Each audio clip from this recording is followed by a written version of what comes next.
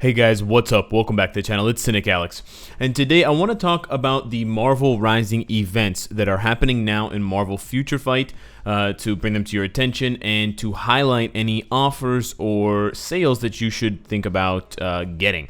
So for starters, we have the National Comic Book Day. This already happened for the majority of you, but if you haven't logged in for some reason, in a few days, you should log in now and collect a free 5-star card. It's going to be in your inbox. I opened it on the stream yesterday, and I got a pretty bad shield card, the one with the flying red vehicle.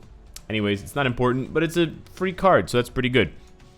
The next big one is a uniform sale that's happening right now. Now, it's not all uniforms. It's just the kind of Marvel Rising related characters. Now, if you're not familiar with what Marvel Rising is, it is a cartoon show that Marvel is creating as kind of like the new wave of shows for kind of like a younger market, sort of like teens and that sort of thing, to get them into the Marvel universe, to get them excited about comics and movies, etc. And so a lot of these uniforms are on sale because the characters are specifically from Marvel Rising, and that's kind of the answer to why not every uniform is on sale. Now, right off the top, I can say that there's basically only one uniform on this list that you should purchase at all. And the list of 6 on-sale uniforms are Inferno, Squirrel Girl, both of Daisy Johnson, Quake's uniforms, Kamala Khan's uniform, and Spider-Gwen's uniform. So it's pretty helpful that none of those characters have other uniforms except for Quake, but essentially those 5 characters, all of their uniforms are on sale. Fortunately, it's pretty easy. The short version of whether you should buy any of them is basically only Inferno. Now, if you're a new player, you can get his biometrics by doing the special missions from the Inhumans type, and he'll drop as a shifter. You can get about 8 to 10 bios of his per day, and then you can either choose to use a mega rank up ticket or choose to grind it out slowly, but it's definitely 100% free to get this character, and it just takes, you know, a few months and patience. But his uniform does make him quite a bit better. I've made multiple videos highlighting how much stronger he is with this uniform. He's got a heal. It changes some of his attacks to deal more damage overall. And he's a fun character to use. He's kind of our Human Torch because we don't have one yet. So you can check those other videos out if you want to see more, but that would be my only recommendation. However, I wanted to go into a bit more depth because the uniforms are a little bit more complicated these days than just get it for the character or don't. So I also wanted to highlight which uniforms act as optional uniforms. And this is something that I've kind of shied away from in previous videos, but we have the time, and it may inform your opinion a little bit more clearly. So what I'm talking about is, for Inferno's uniform, for example, his modern, the 3 important uniforms that it buffs, I'm not covering all of them, but the 3 really important ones are Proxima Midnight. Her, I believe, 2nd uniform option is for Inferno. Also, Satana's Marvel Legacy 2nd option, no, 4th, last option is for Inferno. And then also War Machine's Infinity War uniform is also buffed by Inferno's uniform. Now, just a quick and dirty reminder here, the 2nd and 5th options are generally overall the best because they offer attack buffs. The 3rd option is considered the 2nd tier of best options, and then these 2 are kind of whatever. I would say the 4th option is probably the least important because it's stats that you generally don't need for most characters unless you're building super defensively, and why would you do that? Because PvP in this game is a joke. But yeah, the first option is sometimes nice if you're trying to cap skill cooldown and then use the other Uru or 4th gear options for things like ignore defense or even crit. But keep in mind that 2 and 5 are really the bread and butter of every character's uniform. For Squirrel Girl, there's really only Baby Groot as a decent optional uniform, and that's basically scraping the bottom of the barrel. So again, unless you're a huge fan of Squirrel Girl and you really want to use her, probably stay away from this uniform altogether. It just doesn't make the character good enough. It doesn't buff them in any substantial way. Individually, and especially not compared to everyone else in the game and the caliber of uniforms we've been seeing recently. For Quake, the OG Quake uniform that no one buys anymore, the legendary option is for Vulture. Now again, just like Squirrel Girl, unless you're a huge Vulture fan. Why are you a Vulture fan? That's all I have to say about that. For Daisy Johnson's other uniform, which I must admit I purchased, years ago, literally, when she first came out, this uniform is also not worth it nowadays. Now, it was worth it when it first came out because it was one of the only passable buff skills.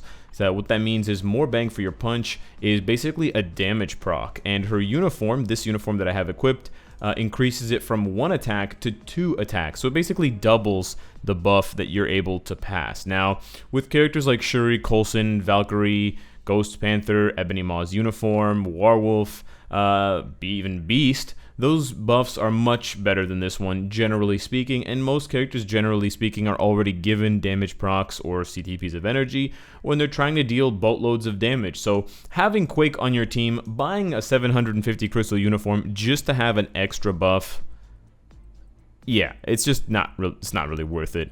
You can go ahead and check if you really want the World Boss challenge info. You can all do this. It doesn't matter if you've unlocked them or not. And you can see the highest scores, and you can see what people are using. And I guarantee in the top 100 for every single clear, you will never find Quake. I would be shocked if anyone found Quake. And now I'll await the comments section of this video for someone to point out, or someone to go ahead and use Quake and then point it out to me post kind of discovery. That would be hilarious. The last two uniforms, Kamala Khan and Spider-Gwen, I was actually pretty shocked about. Kamala Khan's uniform, while it's a good uniform for her, and if you love the character, definitely pick it up, but overall it definitely doesn't make the character anywhere near to the meta than she was before. However, holy crap, does her uniform offer a lot of bonuses to a lot of pretty meta-ish uniforms, and I was really surprised. But we're going to start it off with Anti-Venom.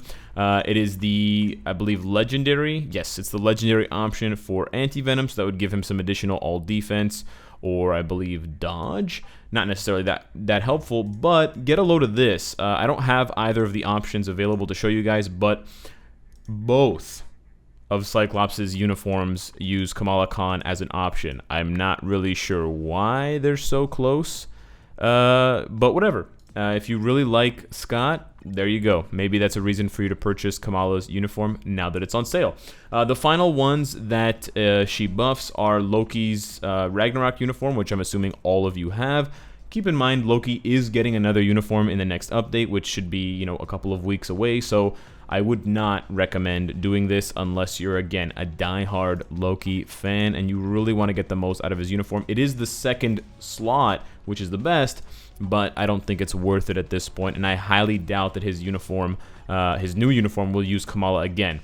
But another one is Spidey, and it's the fourth option again. Not the best one, of course, probably the worst option out of the 5 for Spidey, but it's still an option. And then the last one is actually Black Widow's Infinity War uniform. I was just really shocked to see Karachi Khan everywhere for optional uniforms. Finally, for Spider-Gwen, she is an optional uniform for a couple of kind of so-so uniforms. I don't think anything is substantial. The best uniform that she buffs is actually Quicksilver's new uniform. It uses her on the third option, which is HP or skill cooldown or ignore defense, which is actually pretty useful. The other two that you can think about using Spider-Gwen for are Thanos' Secret Wars uniform. Now, I know I don't recommend this uniform, and I really don't think you should still be using it, so I don't recommend doing this, but I just wanted to point it out for those of you that are too stubborn to upgrade to the bald Thanos, the fully bald Thanos. The last two are Shuri and Wasp's uniforms, respectively. For Wasp, since she has two, I'm referring to the newer uniform from the new Ant-Man and the Wasp movie. For, of course, Shuri, she only has one uniform.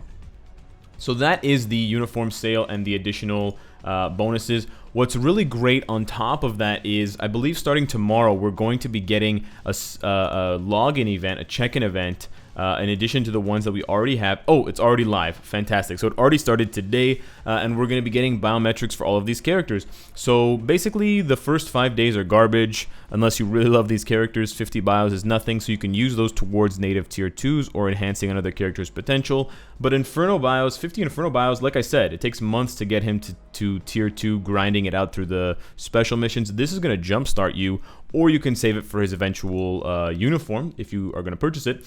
The last day, the 100 biometrics, you can use them on any of the characters there except for Inferno. He's not a bioselector character. You can, however, use this on Iron Hammer if you really like him and you still haven't collected him to tier 2 yet. Although I don't know why you would, as long as you can beat stage 15 of Shadowland. Let's go, noobs. Get it done. The next one is, it's not happening for a couple of days. I'm a little bit disappointed that it's not being set for longer. It's such a short time. But your alliance is going to have a double donation period starting in, I believe, 3 or 4 days. So I'll let you know. I'll remind you on the day again. But for those of you that are kind of unsure, always donate 1,000,000 gold to your alliance. But especially when this double gold or double token event goes on, you'll get 200 tokens instead of 100 for donating 1,000,000 gold. And then there's going to be additional items in the store like boost points and hidden tickets, and you want to purchase those every single day no matter what. Finally, the very last thing is that they're doing a ranking event for Iron Hammer and Ghost Panther. So if you're the type of person that's going to build up those characters a lot, possibly think about building them aggressively now, because you'll be able to get a couple of extra rewards if you can hit the top 100 or if you can hit that coveted rank 777, as I'm trying to do tonight with Medusa. So that'll be interesting, and you can check out the rewards here from the character ranking sheet. The best I've gotten is Ant-Man. I once got top 10 for Ant-Man, and I got the legendary Uru with the top 10 or top 5. I can't remember, but that was a couple months ago now. So let me know what you think of the Marvel Rising events. Let me know what you think of the uniform upgrade information and the optional uniforms if you want to see that in future videos, or if you felt that it was a bit too specific and too detailed. Subscribe if you enjoy the content and you want to support me, and of course, if you like what you see, I hope to see you again tomorrow. Take care.